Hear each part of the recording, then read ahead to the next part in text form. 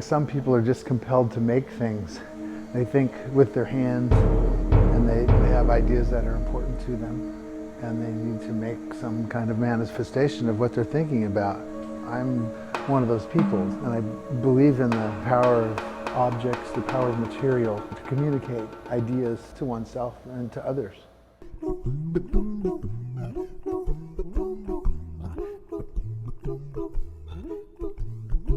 Hi, I'm Mark Zirpel from the West Coast my whole life. Seattle is where I live now. Spent about half my life in Alaska.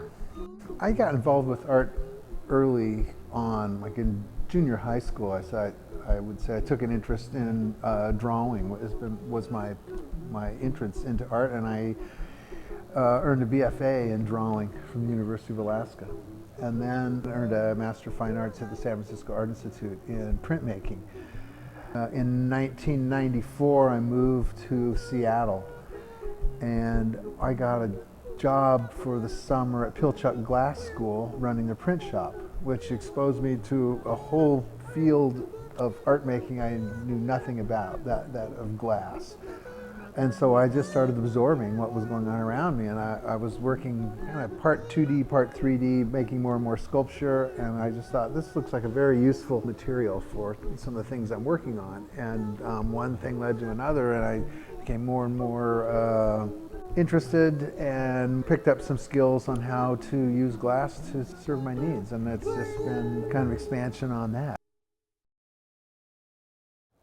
In general, the making of art to me is a process of asking questions and then formulating answers.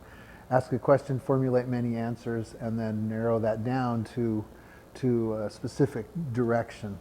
Then it usually gets put into a drawn form, a lot of sketching, a lot of note-taking, a whole wide range of different ways that I might approach this idea via materials, via processes, different sort of organization of elements. I make lots of failed attempts, but if I can't recognize what I should be doing, I can recognize what I shouldn't be doing. So this process is one of kind of uncovering the proper way to proceed in this inquiry.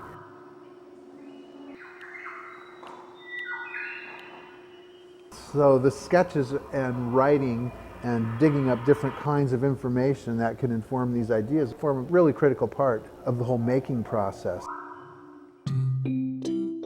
This piece, Pear, behind me, that was chosen for the Raphael Prize, I think addresses the idea of transformation in a few different ways. One, this piece speaks of a relationship between these two objects, and the objects stand for human beings.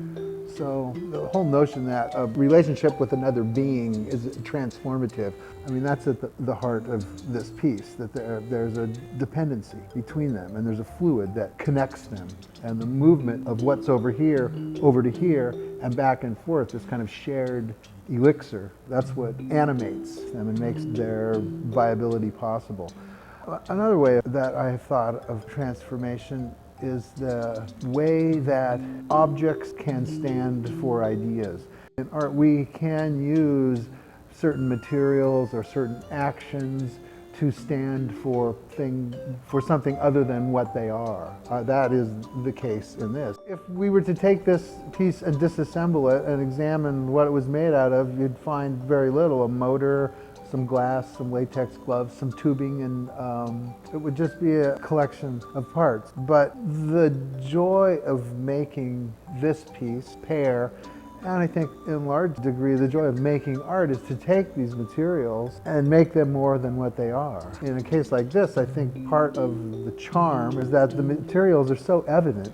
There's some whimsy in the fact that these simple things can be put together and mean something more than what they are as materials. So the simplicity of it, I think, is one of its qualities.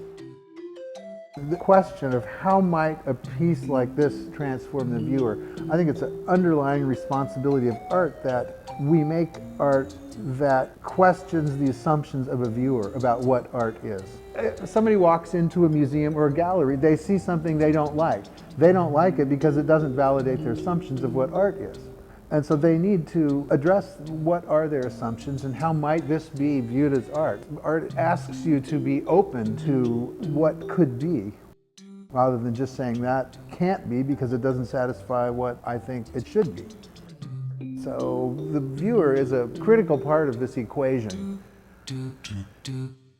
Winning the Founders Prize means a great deal to me. Of course, there's a monetary award, which is definitely important, but also I think it takes a lot of energy to continue devoting your efforts to making things that just happen in your studio. It's a real pat on the back, the recognition, and it just makes me think, I wish a lot more artists could be patted on the back and encouraged. We have to do it ourselves, and when an institution does it, it's really important.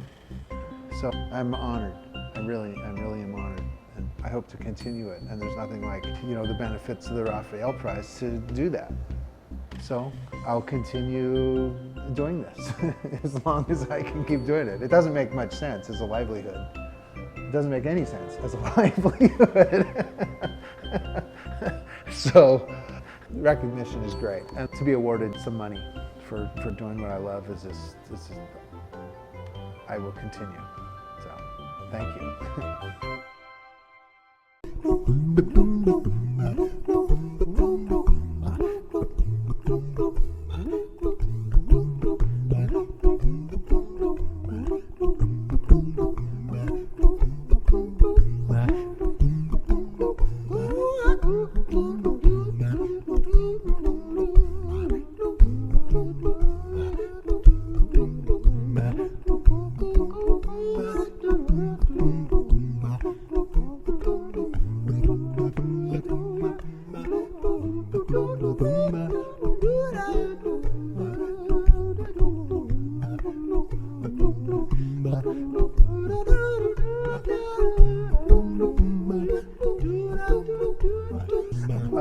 Probably a good reaction to my work is when somebody says, "What the hell is this?"